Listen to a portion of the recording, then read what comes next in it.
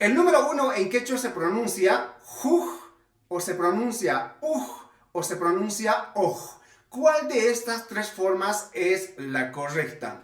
En realidad, en la pronunciación no hay normas, no hay reglas. Así que si en tu comunidad lo pronuncian uj, es válido. Y si en otra comunidad lo pronuncian oj, es totalmente válido. Y si en otra comunidad lo pronuncian juj, es totalmente válido. Y no hay por qué decirnos que estás pronunciando mal y que yo lo estoy pronunciando correctamente. Eso es totalmente erróneo porque tenemos diferentes comunidades. Donde sí hay normas y reglas es en la escritura. Así que el número uno en todo el territorio boliviano tenemos que escribirlo sí o sí al número uno de esta manera. Porque la regla nos lo dice de esa manera. No importa si en tu comunidad lo pronuncias oj, uj o juj, pero tienes que escribir de esta manera. Y en otros países como en Perú, Ecuador, Argentina, seguramente que también tienen otra forma de escribir. Y si tú eres de por ahí, dinos en los comentarios cómo se escribe